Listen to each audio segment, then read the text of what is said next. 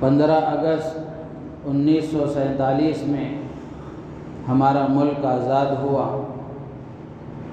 تو آزادی کا جشن اسی وقت سے منایا جا رہا ہے۔ ہر سال سرکاری سطح پر بھی اور ملک کی دیگر تنظیمیں بھی،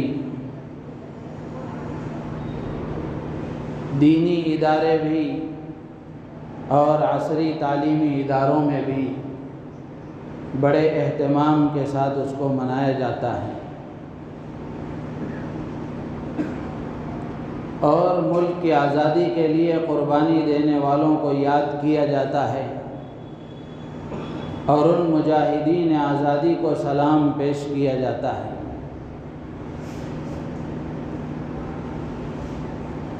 26 جنوری کا موقع ہے۔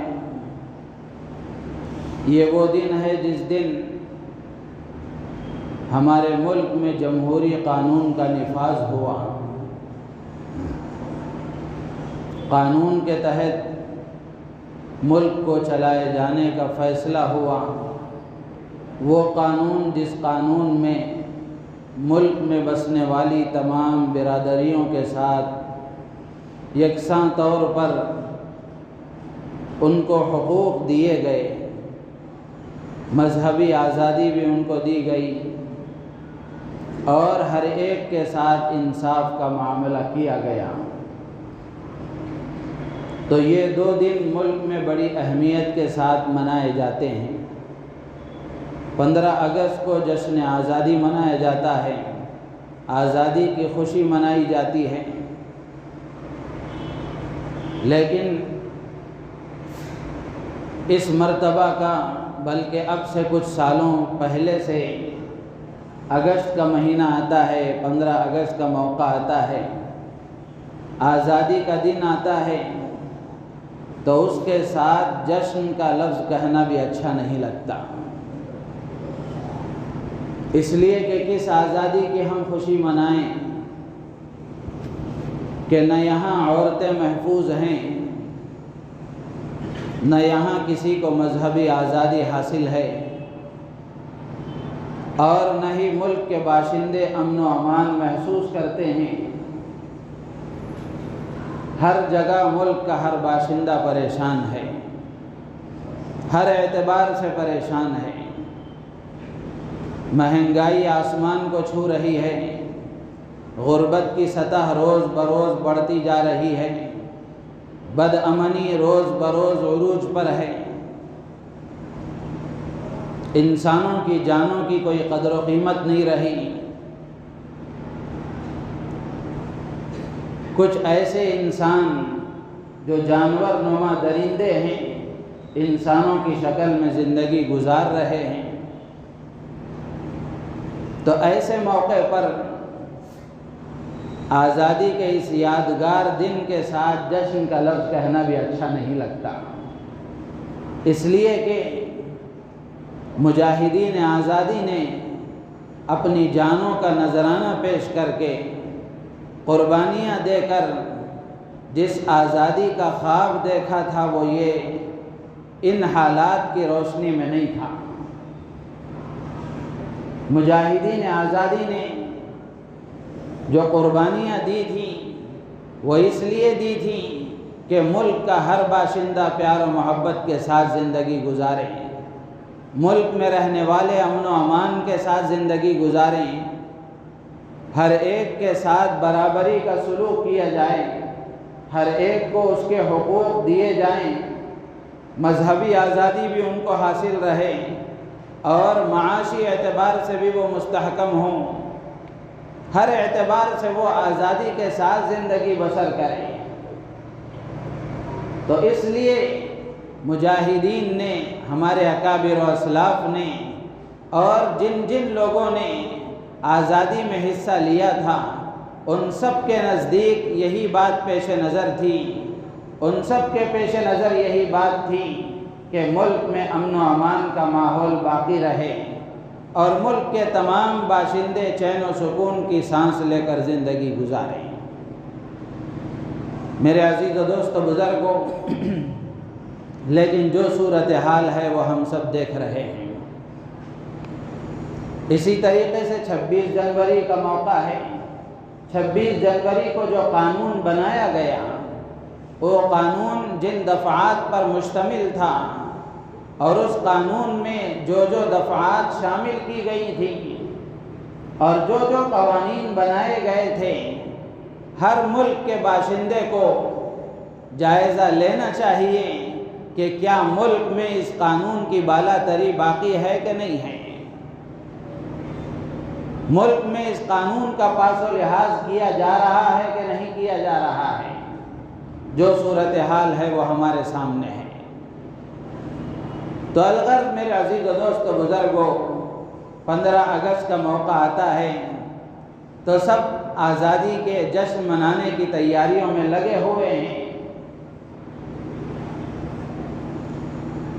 آزادی یہ انسان کا فطری حق ہے، انسان کی فطرت میں داخل ہے آزادی۔ اللہ تبارک و تعالی نے ہر انسان کو آزاد پیدا فرمایا ہے، اور اسلام نے اس کے اس فطری حق کو دیتے ہوئے، اس کو عطا کرتے ہوئے آزاد رہنے کی ترغیب دی ہے۔ لیکن زمانے جاہلیت میں کچھ لوگ ایسے پیدا ہوئے جنہوں نے انسانوں کی خرید و فروخت شروع کی، غلامی کے بازار لگائے گئے، جبکہ سارے انسان ایک باپ اور ایک ماں کی اولاد ہیں، سب آپس میں ایک خاندان کے افراد ہیں۔ لیکن زمانے جاہلیت میں کچھ لوگوں نے غلامی کے بازار لگائے اور انسانوں کی خرید و فروخت شروع کی۔ جب اسلام آیا، نبی رحمت صلی اللہ تعالی علیہ وسلم نبی بنا کر مبعوث کیے گئے، آپ نے نبوت کا اعلان فرمایا، تو اسلام نے غلامی کے اس سلسلے کو ختم کرنے کے لیے قرآن پاک میں اللہ تبارک و تعالی نے غلاموں کو آزاد کرنے کے احکامات نازل فرمائے، اور نبی رحمت صلی اللہ تعالی علیہ وسلم نے غلاموں کو آزاد کرنے کی ترغیب دی اور اس کے فضائل بیان فرمائے۔ اور انسان سے جو غلطیاں صادر ہوتی ہیں، وہ غلطیاں جن پر کفارہ لازم ہوتا ہے، قرآن پاک میں اللہ تبارک و تعالی نے ان کفاروں میں، بہت سارے کفاروں میں غلاموں کو آزاد کرنے کی ترغیب دی، غلاموں کو آزاد کرنے کا حکم دیا۔ یہ اسی لیے تاکہ غلامیت کا سلسلہ ختم ہو جائے اور ہر انسان آزادی کے ساتھ زندگی گزارے، ہر انسان اپنی فطرت کے مطابق زندگی گزارے، فطری حق کے ساتھ زندگی گزارے۔ تو میرے عزیز و دوست و بزرگوں، اسلام کی تعلیمات کے بعد اب وہ پرانے انداز کا غلام اور پرانے انداز کی غلامیت تو اگرچہ باقی نہیں رہی، لیکن آج بھی غلامیت کی مختلف صورتیں آج بھی ہمارے زمانے میں موجود ہیں۔ لیکن وہ جو پرانے زمانے میں غلام اور باندی بنانے کا رواج تھا، وہ تو بہرحال ختم ہو گیا۔ میرے عزیز و دوست و بزرگوں، آزادی اللہ کی ایک بہت بڑی نعمت ہے۔ اللہ تبارک و تعالی نے ہمارے ملک کو آزاد فرمایا، تو یہ ہمارے لیے خوشی کا موقع ہے اور اللہ کے شکر ادا کرنے کا موقع ہے، اس لیے کہ ہم اگر انبیاء کرام علیہ السلام کی سیرت پر اور آپ کی زندگیوں پر نظر ڈالیں گے تو حضرت موسیٰ علیہ السلام کا زمانہ ہے۔ اللہ تبارک و تعالی نے بنی اسرائیل کو فرعون کے چنگل سے آزاد فرمایا اور فرعون کو سمندر میں ڈبو دیا اور غرق کر دیا۔ تو یہ وہ آزادی تھی جس پر حضرت موسیٰ علیہ السلام نے شکرانے کے طور پر روزہ رکھا تھا۔ ابھی 10 محرم گزرا ہے، 10 محرم کو جو ہم نے روزہ رکھا تھا وہ اسی لیے رکھا تھا کہ حضرت موسیٰ علیہ السلام نے بنی اسرائیل کو ملی ہوئی آزادی پر شکرانے کے طور پر رکھا تھا۔ میرے عزیز و دوست بزرگوں، آزادی اللہ کی بہت بڑی نعمت ہے۔ تو آزادی جب تک انسان کو نہیں ملتی وہ اس کا ایک حق ہوتا ہے، لیکن جب انسان کو آزادی حاصل ہو جاتی ہے تو اب یہ آزادی اس کے لیے صرف ایک حق ہی نہیں ہوتی بلکہ ایک ذمہ داری بن جاتی ہے، ایک آزمائش بن جاتی ہے، اس کے لیے ایک امتحان بن جاتا ہے۔ اب اللہ تبارک و تعالیٰ یہ دیکھنا چاہتے ہیں کہ وہ آزادی میں کس طرح زندگی بسر کرتا ہے، وہ آزادی میں زندگی کس طرح گزارتا ہے۔ تو اللہ تبارک و تعالیٰ نے اسی 15 اگست کو 1947 میں ہمارے ملک کو اللہ تبارک و تعالیٰ نے انگریزوں سے آزاد فرمایا۔ میرے عزیز و دوست بزرگوں، آزادی کا ایک تقاضا یہ ہے کہ ملک کے باشندے آپس میں ملک سے محبت رکھیں۔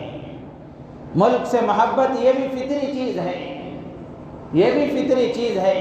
انسان جہاں پیدا ہوتا ہے، جہاں رہتا ہے، جہاں زندگی گزارتا ہے، اس کے جس گھر میں وہ رہتا ہے اس گھر کے در و دیوار سے اس کو محبت ہوتی ہے، جس علاقے میں وہ رہتا ہے اس علاقے کی آب و ہوا سے اس کو محبت ہوتی ہے، جس جگہ وہ زندگی گزارتا ہے اس زمین کی مٹی سے اس کو محبت ہوتی ہے۔ یہ اللہ کی طرف سے ودیعت کردہ فطرت ہے انسان کے اندر۔ تو یہ ملک سے محبت، یہ آزادی کا تقاضا ہے، فطرت کا تقاضا ہے۔ انبیاء کرام علیہ السلام کی زندگیاں دیکھیں اور خود امام الانبیاء ہم سب کے محسن آقا حضرت محمد الرسول اللہ صلی اللہ تعالی علیہ وسلم کی زندگی ہم دیکھیں کہ آپ نے اپنے عمل کے ذریعے سے ملک سے وفاداری اور ملک سے محبت آپ نے سکھائی، آپ نے اس کی تعلیم دی۔ روایتوں میں آتا ہے کہ جب اللہ کے نبی علیہ السلام مکے سے ہجرت کر کے جانے لگے، قریش مکہ نے مجبور کیا اور اللہ کی طرف سے حکم آیا، تو اللہ کے نبی علیہ السلام اللہ کے حکم کی تعمیل میں جب مکہ چھوڑ کر مدینے کے لیے سفر میں نکلنے لگے تو اللہ کے نبی علیہ السلام نے مکے سے مخاطب ہو کر فرمایا، ما اطیبک من بلد واحبک الی، کہ اے مکہ تو کتنا پیارا شہر ہے، مجھے تجھ سے سب سے زیادہ محبت ہے، اگر میری قوم یہاں سے نہ نکالتی تو میں یہاں سے نہ جاتا۔ اللہ کے نبی علیہ السلام کو اپنے وطن سے محبت تھی۔ یہ محبت ہی کی تو علامت ہے کہ اللہ کے نبی علیہ السلام اللہ کے حکم کی تعمیل میں جب جا رہے ہیں تو اپنے ملک سے محبت کا اظہار فرما رہے ہیں۔ اسی طرح کتابوں میں لکھا ہے جب اللہ کے نبی علیہ السلام کہیں دور سفر پر تشریف لے جاتے اور واپس آتے مدینے کی طرف تو باہر سے جہاں سے مدینے کی در و دیوار نظر آتی ہے، مدینہ شہر نظر آتا ہے، کتابوں میں لکھا ہے آپ کے خادم حضرت انس رضی اللہ تعالی عنہ بیان کرتے ہیں کہ جب مدینے کی در و دیواریں نظر آنا شروع ہو جاتی اللہ کے نبی علیہ السلام اپنے شہر کی محبت میں اپنی اونٹنی کو تیز بھگایا کرتے تھے۔ میرے عزیز دوست بزرگوں، یہ تعلیم ہے سرکار دو عالم صلی اللہ تعالی علیہ وسلم کی، جن کے ماننے والے ہم مسلمان اپنے ملک سے وفاداری ہمیشہ کرتے رہے ہیں، کر رہے ہیں اور آئندہ بھی کریں گے، اس لیے کہ ملک سے وفاداری یہ اسلام کی تعلیم ہے اور یہ فطرت کی آواز ہے، ہر انسان کی فطرت کی آواز ہے کہ انسان کی فطرت میں داخل ہے کہ انسان اپنے ملک کا وفادار ہوتا ہے۔ میرے عزیز و دوست بزرگوں، تو یہ آزادی کا ایک تقاضا ملک سے محبت ہے، اور اسی طریقے سے ہم اگر آزادی کی تاریخ کو دیکھیں گے، یہ آزادی ایسے ہی سونے کے تخت میں رکھ کر نہیں دے دی گئی، بلکہ اس آزادی کے لیے کتنی جانیں قربان ہوئی، کتنی بیویاں بیوہ ہوئیں، کتنی عورتوں کی عزتیں لوٹی گئیں، کتنے بچے یتیم ہو گئے اور کتنے بڑے اپنی اولاد کو کھو دیے۔ میرے عزیز و دوست بزرگوں، یہ داستان ہے جو ہر آدمی کو جاننا چاہیے ہر آدمی کو جاننا چاہیے اور ہر مسلمان کو ضرور جاننا چاہیے۔ اور یہ قدرت کی طرف سے فیصلہ تھا، یہ قدرتی فیصلہ تھا کہ ملک کی آزادی میں جہاں اور برادریوں نے قربانی دی، مسلمانوں کی قربانیاں اور زیادہ رہی ہیں۔ یہ اللہ کی طرف سے فیصلہ تھا، یہ اللہ کی طرف سے فیصلہ تھا کہ مسلمانوں کی قربانیاں دوسروں کے مقابلے زیادہ رہی۔ بلکہ ایک مصنف نے صحیح لکھا ہے، بجا لکھا ہے، صحیح لکھا ہے، وہ کہتے ہیں کہ ملک کی آزادی کے لیے مسلمانوں نے جتنا خون بہایا ہے اتنا دوسری برادریوں نے پسینہ بھی نہیں بہایا ہے۔ میرے عزیز و دوست بزرگوں، اگر ہم پوری تاریخ پڑھیں گے تو اندازہ ہوگا کہ مسلمانوں نے کیا کیا قربانیاں دی ہیں، لیکن افسوس کی بات ہے کہ آج مسلمان نہیں جانتا کہ مسلمانوں نے کیا قربانی دی ہے۔ آج ہماری نوجوان نسل کو پتہ نہیں ہے کہ اس ملک کے لیے علماء نے کیا قربانیاں دی ہیں اور ہمارے اکابر و اسلاف نے کیا کیا قربانیاں دی ہیں۔ اور ظاہر سی بات ہے کہ مسلمانوں کا آزادی میں زیادہ حصہ کیوں رہا ہے؟ یہ ہر مسلمان کے ذہن میں آنے والا سوال ہے کہ مسلمانوں کا حصہ آزادی میں اس لیے زیادہ رہا ہے کہ انگریزوں نے جو اقتدار اور حکومت چھینی تھی وہ مسلمانوں کے ہاتھوں سے چھینی تھی۔ مسلمانوں سے اقتدار انہوں نے چھینا تھا، جس کی وجہ سے اقتدار سے محرومی کا دکھ اور درد مسلمانوں کو زیادہ تھا، اور ملک کے غلامی کا دکھ اور درد مسلمانوں کو زیادہ تھا۔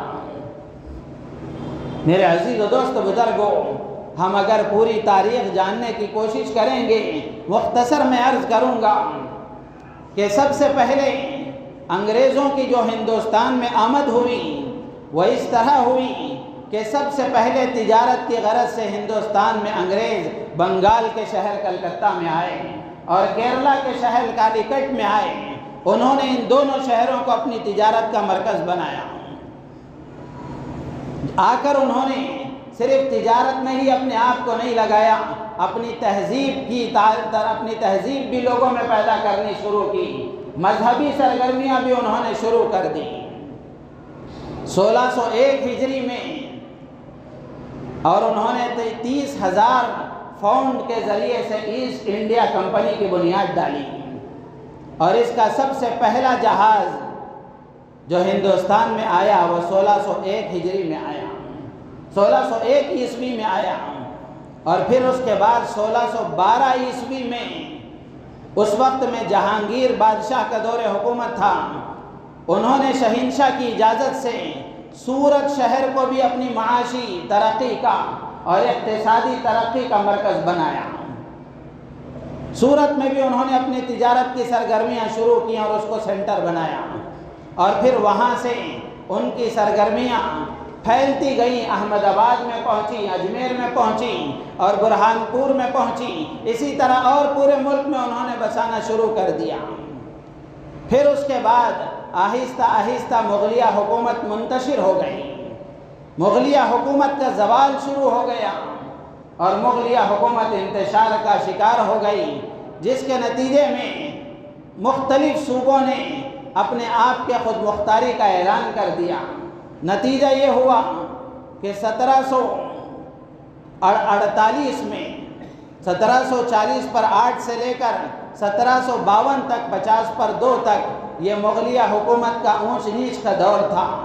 پھر اس کے بعد میں جب دیکھا انگریزوں نے کہ مغلیہ حکومت ڈاواں ڈول ہو رہی ہے اور ان کی بنیادیں اندر سے ہل گئیں اور یہ کمزور ہو گئے، تو ان کے اندر حکومت کی ہوس پیدا ہوئی اور ان کو یہ خواہش ہونے لگی اور یہ تمنا کرنے لگے اور ان کو یہ امید جاگنے لگی کہ اب ہم حکومت پر قابض ہو سکتے ہیں۔ تو انہوں نے کلکتہ میں اپنا فوجی قلعہ بنایا۔ پھر اس کے بعد 1757 میں 50 پر 7 میں یہاں سے جنگ آزادی کا آغاز ہوا۔ میرے عزیز و دوست بزرگوں، لیکن جنگ آزادی کی جو تاریخ ملک میں بتائی جا رہی ہے اور سنائی جا رہی ہے، پڑھائی جا رہی ہے، وہ 1857 سے بتایا جاتا ہے۔ 1850 پر 7 سے جنگ آزادی کا آغاز ہوا ہے، یہاں سے جنگ آزادی کی تاریخ بتائی جاتی ہے، جبکہ حقیقت یہ ہے کہ 1857 سے 100 سال پہلے سے جنگ آزادی کا آغاز ہوا ہے۔ سب سے پہلے انگریزوں سے جنگ کرنے والے وہ نواب سراج الدولہ تھے، جنہوں نے محسوس کیا کہ انگریز اپنے پنجے گاڑ رہا ہے اور آہستہ آہستہ ریاستوں کو ہضم کرنے کی کوشش کر رہا ہے اور حکومت پر اور اقتدار پر قابض ہونا چاہتا ہے۔ تو 1757 میں نواب سراج الدولہ نے سب سے پہلی جنگ کی اور ان کے وزیر نے غداری اگر نہ کی ہوتی تو انگریز مجبور ہو کر بھاگ جاتا۔ اور یہ تاریخ رہی ہے ہمیشہ کہ اپنوں کی بے وفائی سے ہی ہم پریشان ہوئے ہیں، اپنوں کی غداری سے ہی ہم پریشان ہمیشہ ہوئے ہیں۔ تو نواب سراج الدولہ کے وزیر نے غداری کی، جس کے نتیجے میں نواب سراج الدولہ شہید ہو گئے۔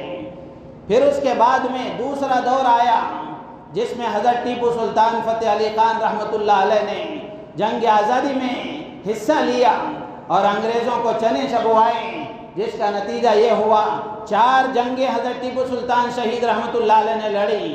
آخری جنگ میں آپ دنیا سے رخصت ہوئے، شہادت کا جام آپ نے پیا، اور یہ شہادت بھی ان کے وزیر کی غداری کے نتیجے میں ہوئی۔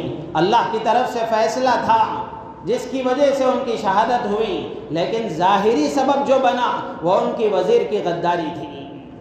میرے عزیز و دوستو بزرگوں، پھر اس کے بعد تیسرا دور آیا۔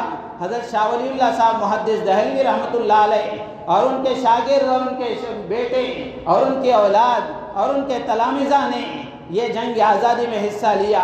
تحریک خلافت وجود میں آئی۔ حضرت سید احمد شہید رحمۃ اللہ علیہ، حضرت شاہ اسماعیل شہید رحمۃ اللہ علیہ، حضرت شاہ عبدالعزیز محدث دہلوی رحمۃ اللہ علیہ اور ان کے شاگردوں کی ایک لمبی داستان ہے۔ انہوں نے شہادت کا جام پیا اور انہوں نے پورے طریقے سے جنگ آزادی میں حصہ لیا۔ میرے عزیز و دوست بزرگوں، جب یہ عہد کر لیا گیا اور انگریزوں نے یہ فارمولہ پیش کیا، 3 جملے انہوں نے کہے تھے انگریزوں نے، اور یہ کہہ کر دلی پر وہ قبضہ جمانا چاہتے تھے کہ ملک اللہ کا، ملک اللہ کا، مخلوق اللہ کی، ملک بادشاہ کا اور حکم ایسٹ انڈیا کمپنی کا چلے گا۔ یہ فارمولہ انہوں نے پیش کیا تو حضرت شاہ عبدالعزیز صاحب محدث دہلوی رحمۃ اللہ علیہ نے اس کو مانے بغیر جہاد کا فتویٰ دیا تھا، اور اس وقت میں جہاد آزادی کا فتویٰ دیا، اور اس وقت میں میرے عزیز و دوست بزرگوں کتنی جانیں قربان ہوئیں اور کتنی قربانیاں دی گئیں۔ اس کے بعد میں چوتھا دور آیا 1857 کا، جو شاملی کے میدان میں حضرت حاجی امداد اللہ صاحب مہاجر مکی رحمۃ اللہ علیہ کی سرپرستی میں علماء دیوبند نے قربانیاں پیش کی ہیں، جس میں حضرت مولانا رشید احمد صاحب گنگوہی رحمۃ اللہ علیہ تھے، حضرت مولانا قاسم نانوتوی رحمۃ اللہ علیہ تھے، حافظ ضامن شہید رحمۃ اللہ علیہ تھے، مولانا جعفر تھانے سری رحمۃ اللہ علیہ تھے۔ کتنے نام گنائے جائیں، بے شمار علماء موجود تھے۔ یہ 1857 میں جنگ لڑی گئی۔ میرے عزیز و دوست بزرگوں، اس جنگ میں بھی ناکامی ہوئی، لیکن اس جنگ میں لکھا ہے کتابوں میں 2 لاکھ مسلمان شہید ہوئے، 2 لاکھ مسلمان شہید ہوئے، جس میں تقریباً 51,500 علماء موجود تھے۔ 51,500 علماء موجود شہید کیے گئے۔ صرف دہلی میں تقریباً 500 علماء کو پھانسی دی گئی۔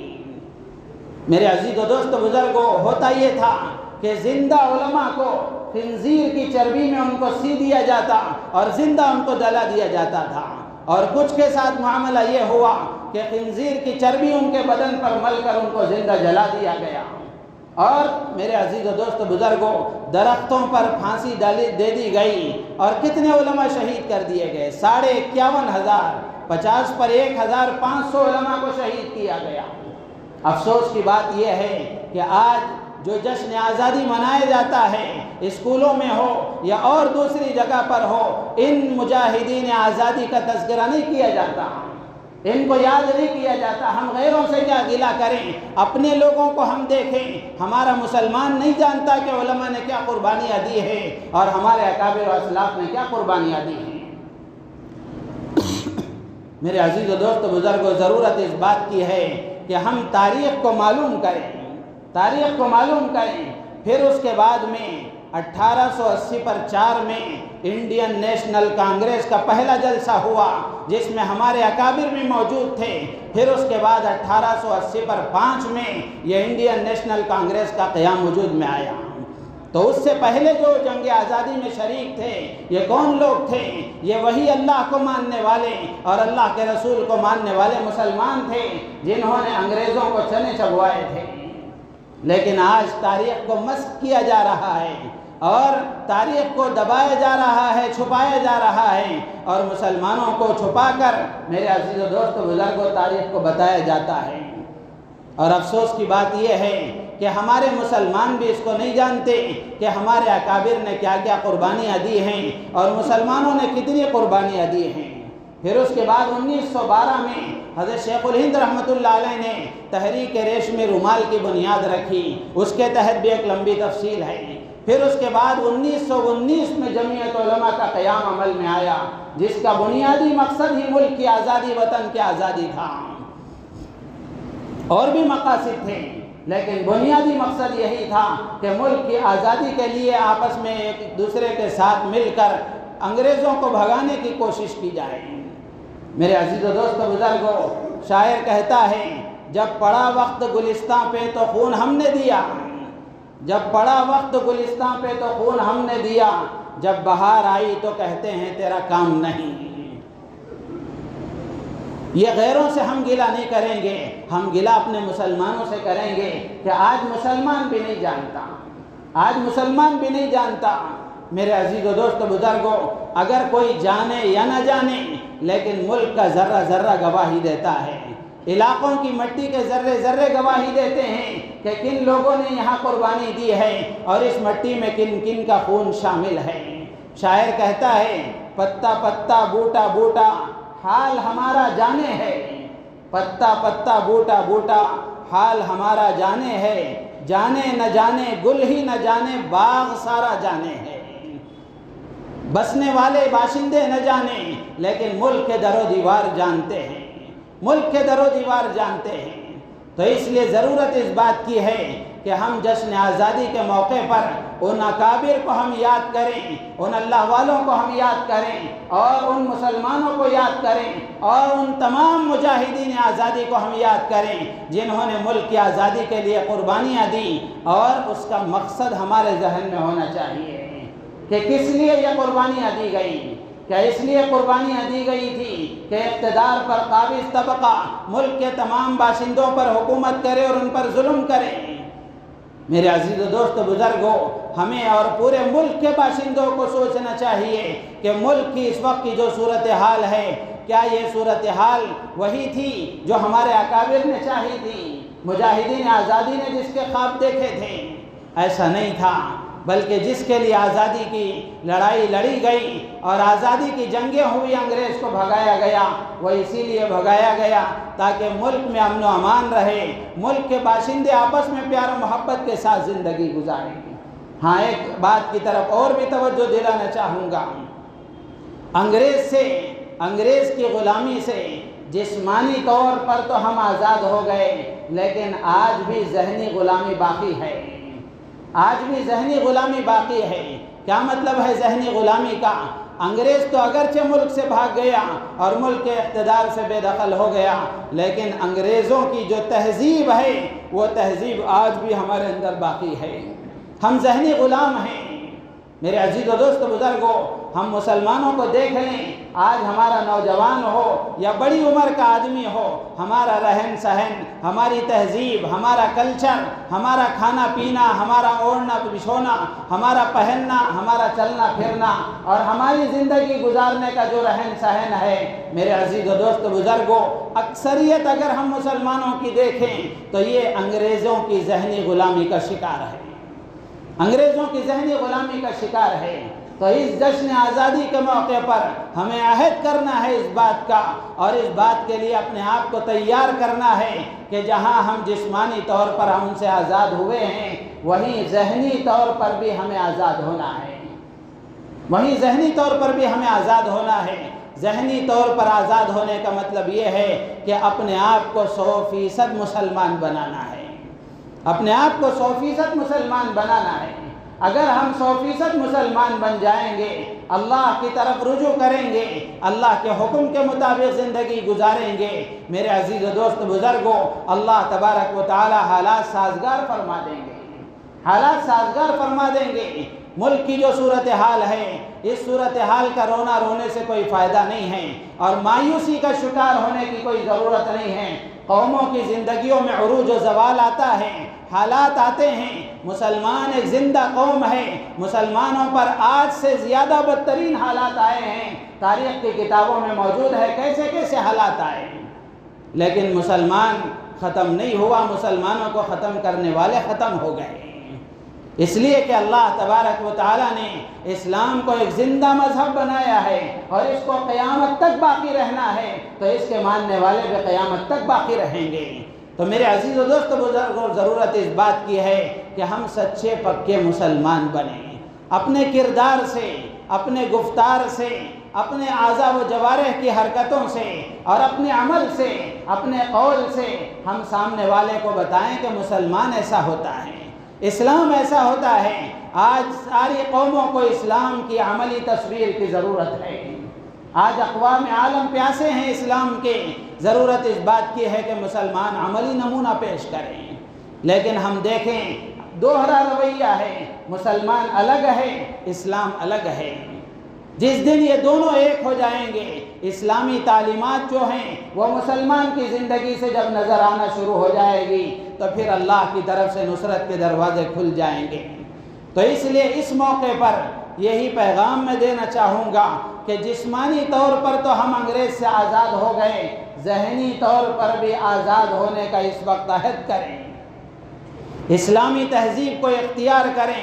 اسلام صرف ایک مذہب ہی نہیں ہے بلکہ ایک تہذیب بھی ہے جس کو اختیار کریں گے۔ یہ فطرت کے مطابق تہذیب ہے، اگر اس کو صحیح طریقے سے اختیار کیا گیا تو اللہ تبارک و تعالیٰ نے وہ کشش، وہ جاذبیت اس میں رکھی ہے کہ اقوام عالم کھنچتے چلے آئیں گے۔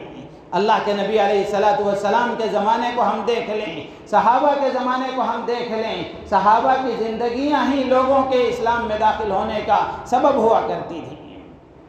تو اس لیے میرے عزیز و دوست بزرگوں، ضرورت اس بات کی ہے کہ اس موقع پر ہم اپنے آپ کو سچا پکا مسلمان اور اپنے ملک کا وفادار بنانے کی کوشش کریں اور سچا پکا مسلمان بنا کر جو آزادی ہمیں ملی تھی، جس آزادی کے لیے ہمارے اکابر نے قربانیاں دی تھی، اس کے تحفظ کے لیے اپنے آپ کو تیار کریں، اس کے تحفظ کے لیے اپنے آپ کو تیار کریں کہ ہمارا ملک امن و امان کا گہوارہ بنے، یہاں کے باشندے امن و امان کے ساتھ رہیں، یہاں سب کو برابری کا حق ملے۔ اس کے لیے ملک کے ہر باشندے کو کوشش کرنی چاہیے، ملک کے ہر باشندے کو کوشش کرنی چاہیے، اپنی ذات سے جو ہو سکتا ہے وہ آدمی کرنے کی کوشش کریں اور ملک کے امن و امان کو باقی رکھنے کی کوشش کریں۔ اس کے لیے کرنا یہ ہے کہ ہم برادران وطن سے تعلق بڑھائیں اور اسلام کے سلسلے میں جو غلط فہمیاں ان کے اندر پیدا کی گئی ہیں ان غلط فہمیوں کو دور کرنے کی کوشش کریں، حسن اخلاق کا مظاہرہ کریں، اپنے اخلاق اچھے بنائیں، اپنے کاروبار اچھے بنائیں، اپنی معاشرتی زندگی اچھی بنائیں، اپنا رہن سہن اچھا بنائیں۔ میرے عزیز و دوست بزرگوں، یہی عملی پیغام ہے، یہی عملی پیغام ہے، یہی اس وقت کرنے کی ضرورت ہے۔ اگر یہ کام ہم کریں گے، اللہ کی ذات عالی سے امید ہے کہ ملک کا جو نقشہ اس وقت مایوسی کا ہمیں نظر آ رہا ہے، اگر ہم کچھ اپنے آپ کو تبدیل کریں گے، اللہ تعالیٰ یہ نقشہ بھی تبدیل فرما دیں گے۔ اللہ تعالیٰ سے دعا ہے اللہ تبارک و تعالیٰ ہم تمام کو ان باتوں پر عمل کی توفیق عطا فرمائے، ہماری نیتوں میں اخلاص پیدا فرمائے۔ آمین۔ وآخر دعوانا الحمدللہ رب العالمین۔